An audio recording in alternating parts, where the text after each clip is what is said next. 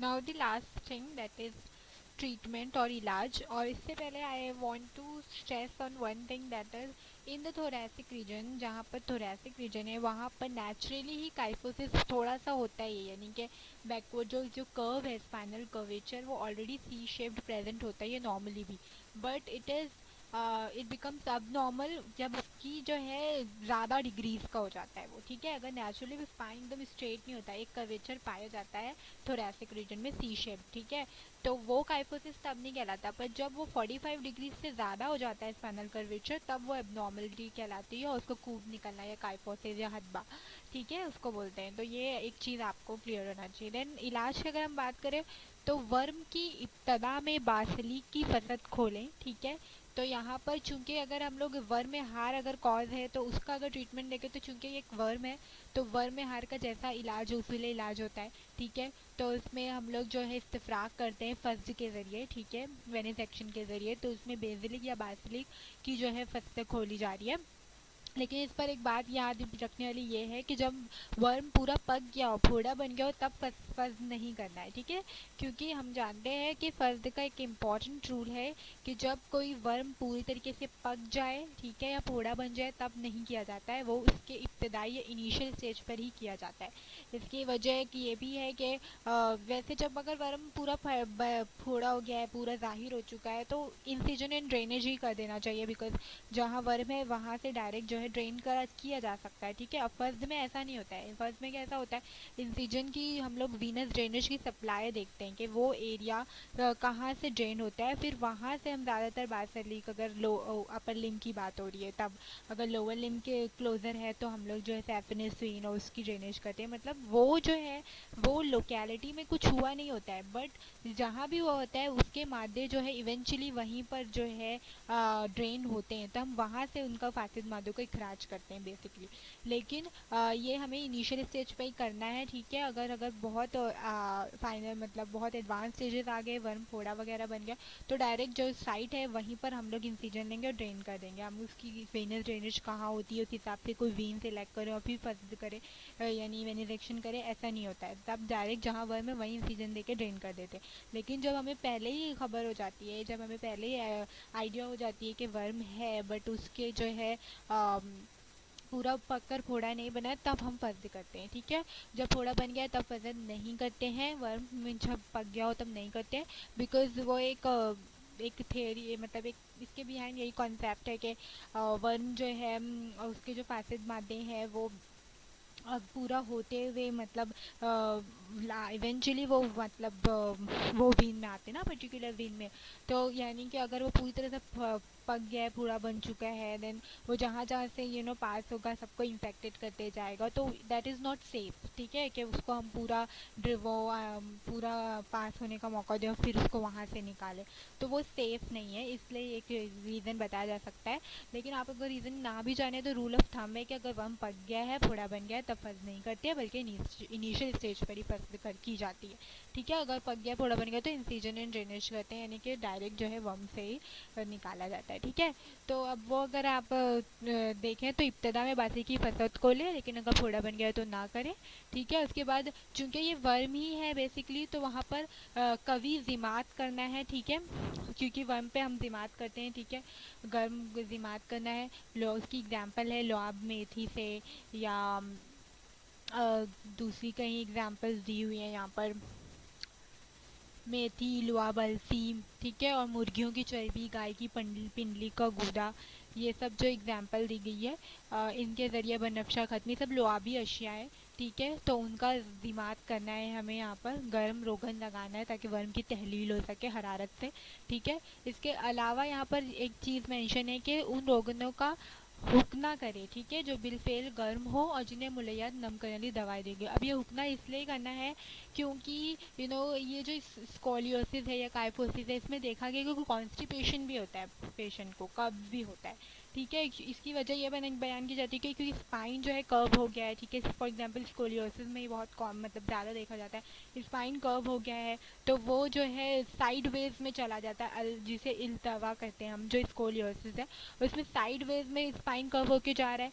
तो जब वो साइड वेज में जा रहा है देन वो क्या करेगा, कंप्रेस कर सकता है स्टमक इंटेस्टाइन वगैरह को, जिसकी वजह से जो है उसकी मस्कुलेचर इफेक्टेड होते हैं, इनकी मोटिलिटी इफेक्टेड होती है, इसकी वजह से कब्ज़ हो सकता है। इसके अलावा जो है स्पाइनल नर्व्स होती हैं, ठीक है, उनका सिंपैथेटिक सप्लाई होता है। जैसे स्टमक है T6 से T9, हम अगर एनएट देखें तो जो सिंपैथेटिक सप्लाई है या पैरासिम्पैथेटिक तो वेगस से होता है खैर स्टमक का, पर जो भी स्पाइनल नर्व्स जो है इसमें इन्वॉल्व है वो जो है डाइजेस्टिव प्रोसेस में पूरी हेल्पफुल होती है, ठीक है, पेरिस्टाल्टिक मूवमेंट उनकी और जो उनकी मसल्स की मूवमेंट है, ये सब चीज़ें जो है नर्व से मतलब असरअंदाज होती है। तो चूँकि यहाँ पर स्पाइनल रीजन इफेक्टेड हो रहा है तो it may cause nerve compression, जिसकी वजह से भी डाइजेस्टिव प्रोसेस इफेक्टेड होते हैं। सो बेसिकली इतनी अगर हम डिटेल में ना भी जाए तो आपको ये याद रखने वाली बात है कि स्कोलियोसिस, काइफोसिस, ईटीसी में क्या होता है, कब्ज वगैरह भी देखा जाता है। तो ठीक है, कब देखा जाता है, इसलिए हमें जो है रुकना भी करना है, ठीक है, और भी मुलैयनात नरम दवा से, ताकि जो है अच्छे से इस कॉन्स्टिपेशन का जो है मसला हल हो सके, ठीक है। उसके बाद रियाहुल अफरसा यानी जो हमारी ट्यूबरकुलस स्पॉन्डिलाइटिस थी, उसमें क्या करना है, ऑब्वियसली इसमें दो मसले थे कि टीबी तो है ही, तो डिकोसिल का इलाज तो करना ही है। इसके अलावा हमने क्या बोला, इसका एक मेजर कॉज क्या है, नातवानी या कमज़ोरी, तो अच्छी ग़िज़ा खिलाना है ताकि तबीयत जो है तकवीत हो और वो मर्ज़ को जो है हरा सके, डिफीट कर सके, ठीक है। तो हिफ्ज़ सेहत की उसूल की निगरानी मतलब वही ओवरऑल हेल्थ का ख्याल रखना और टीबी का इलाज करना है। तो उसके बाद जो थर्ड एक ज़रबा हो सकता है, दैट इज़ वो जो इंजरी वाला है, तो उसमें जो है अम्ल यद यहाँ पर आएगा, यहाँ पर मेंशन नहीं किया है पर अम्ल यद आएगा, यानी सर्जिकल ट्रीटमेंट करना है, बिकॉज अगर उसमें फ्रैक्चर वगैरह हो गया है, ठीक है, और वो अपनी जगह से डिस्प्लेस हो गए हैं तो उसका जो है ट्रीटमेंट करना है। इसके बाद तीला मोहम्मद लगाना है, यानी कि यहाँ पर इसका तीला मोहम्मद का ये काम है कि वो जो है इट खून को अपनी तरफ जज्ब करता है, जिससे उज़ू सुर्ख हो जाता है। बेसिकली वो सर्कुलेशन बेटर करता है और better circulation leads to better nutrition and better healing, ठीक है। जहाँ ज़्यादा खून पहुँचेगा वहाँ तग़ज़िया या न्यूट्रिशन अच्छा मिलेगा उस उज़ू को, वो जल्दी अच्छा होगा, ठीक है। तो इसका बेसिकली यही है, तिला मोहम्मद जो है सर्कुलेशन इंक्रीज़ करता है, उसकी भी एग्जांपल है जो भी दवाएं लिखी हुई हैं, ठीक है। हमको थ्योरी में अगर नहीं भी याद है तो कोई मसला नहीं, आपको उसूल इलाज लिखना है कि हमें ऐसा ऐसा करना है, ठीक है। एग्जैक्ट दवा नहीं याद है तो कोई भी बात नहीं, क्योंकि इतनी सारी चीज़ें लिखने का वक्त भी नहीं होता और ना किसी को याद रह सकती, तो उसूल इलाज याद रखना है, ठीक है। और एंट्रेंस में भी ऐसा एग्जैक्ट दवा इतना कुछ पूछता नहीं है, हमको बस आइडिया होना चाहिए। हाँ, कहीं कहीं मैंशन होता है, हमको एक आइडिया मिल जाती है, हाँ ये ड्रग ऑफ चॉइस मालूम हो रहा है, तो वहाँ पर इंपॉर्टेंट होता है वो मेंशन का, पर यहाँ पर ऐसा कुछ लिखा नहीं है, सिर्फ बेसिक उसूल इलाज भी याद रखेंगे तो चलेगा। तशन्नुज है स्पैज में, अगर इसमें है तो क्या करना है, पहले जब तशन्नुज का जवाल हो जाए, थोड़ा स्पैज में मसल कॉन्ट्रैक्टेड है तो हम उसको सप्रेस होने का वेट करेंगे, ठीक है। उसके बाद जब वो थोड़ा सप्रेस हो जाएगा उसके बाद उसको अपने महरों को, वर्टिब्रा को अपनी जगह पर लाने की कोशिश करेंगे, वही जैसा कि इसमें किया था सर्जिकल ट्रीटमेंट की वजह से या जो भी हम मेथड अपनाए, लेकिन बेसिकली वर्टिब्रा को, डिस्प्लेस वर्टिब्रा को उसकी जगह पे लाने की कोशिश करना है इसमें भी, ठीक है। लेकिन जब स्पैज़्म जो है थोड़ा कम हो जाए, रिलीव हो जाए दाफे तशन्नुज दवा वगैरह देने के बाद, उसके बाद उसका जो है परमानेंट इलाज करेंगे। पहले उस सिम्टम को मतलब ट्रीट करेंगे कि अभी जो कैफियत में इंसान है, पेशेंट है तशन्नुज की, उसको दूर करे दाफे तशन्नुज दवा देकर। उसके बाद वो थोड़ा बेटर हो जाएगा तो उसका परमानेंट ट्रीटमेंट के वो जो कॉज है, उसकी जो डिस्प्लेस्ड वर्टिब्रा है उसको ठीक करने की कोशिश करना है, ठीक है। तो ये तो बेसिकली अब अगर हम पूरा summary as a whole revise करें तो द टेक होम मैसेज यही है कि हदबा है, ठीक है, वो स्पाइनल कर्वेचर की जो डिफॉर्मिटीज़ है उसके लिए अम्ब्रेला टर्म है, उसके अंदर कई चीज़ें आती हैं। तक्सा हो गया तो जब से लॉर्डोसिस को कहते हैं, यानी कि जब मोहरे जो है आगे की तरफ टल जाए, ठीक है, आगे की तरफ आ जाए। और इसके बाद हमारा जो दूसरा टर्म था दैट वाज कसा, ठीक है, हम रिब केस से याद रख सकते हैं, रिब केज या रिब केस से कसा, ठीक है, यानी कि जिसमें सीने की हड्डियाँ यानी रिब्स भी इन्वॉल्व हो जाती है, तो उस सूरत में उसका नाम कसा है। देन उसका अल्तवा है, स्कोलियोसिस साइडवे कर्वेचर्स को कहते हैं। एंड देन हमारा जो लास्ट मुअक्खिर से हम याद रख सकते हैं, हदबुल मुअक्खिर, यानी कि पीछे की तरफ जब मोहरे टल जाते हैं उसको काइफोसिस कहते हैं, which is the most common, ठीक है, जिसको काइफोसिस हर्बल मॉर्खिल कहते हैं। तो ये 4 टाइप्स है। फिर हमने पढ़े 4 कॉजेज, उसमें वर्मेहार एक कॉज था, एंड देन हमारा दूसरा कॉज है याहुला प्रसाव जो कि पॉट्स डिजीज है, ट्यूबरकुलोसिस स्पॉन्डिलाइटिस है, एंड देन थर्ड कॉज जर्बल सकता यानी कि ट्रॉमा था, and then fourth cause was तशन्नुजनी स्पैज्म था। ठीक है, फिर हमने कॉजेज देख लिया, फिर हमने ट्रीटमेंट देखा वन बाय वन।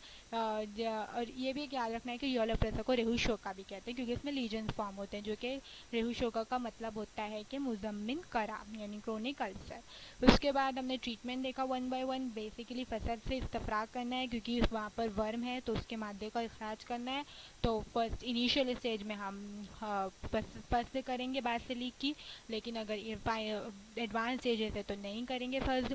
उसके बाद चूँकि वर्म है बेसिकली अगर कॉस्ट, तो जिमाद लगाना होगा उसकी तहलील के लिए, गर्म जिमाद लगाना है। कॉन्स्टिपेशन भी होता है तो हुक्ना भी दे सकते हैं। इसके अलावा टीबी है यानी कि कोश डिजीज़ है, या अफरसा है, तो ट्यूबरकुलस का हमको ट्रीटमेंट करना है। और इसके अलावा नातवानी को कमज़ोरी को तकवीत की दवाएं देनी है, एंड सर्जिकल यानी ट्रोमेटिक कॉज है या स्पैज्म है तो अम्लीयत की वजह से करना है, और जो है दाफे तशन्नुई दवा वगैरह देनी है, उसको सप्रेस करके फिर हम उसको वर्टिब्रल को उसकी जगह पर लाने के लिए स्टेप्स ले सकते हैं, सर्जिकल ट्रीटमेंट वगैरह कर सकते हैं। और इसके अलावा क्लिनिकल फीचर्स तो मैं भूल ही गई, यही इलाज मैंने बोल दिया। क्लिनिकल फीचर्स में हमको वही है, बुखार दोनों की खास तौर पे याद रखना है। याहुल अफरसा है तो दिख रहेगा, और अगर वर्म अगर कॉज है तो उसके लिए एक बाकायदा एक टर्म है हुम्मा मदबका लाजमा, तो वो आपको याद रखना है। इसके अलावा पुश्त बैक एक तो होगा ही, बोझ भी ज़रूर महसूस होगा, और कोश डिजीज़ याहुल अफरसा में खासतौर पर नातवानी और कमज़ोरी होगी। ठीक है, तो that was the brief summary. आपको ये पूरी आउटलाइन याद रखनी है। I hope that this video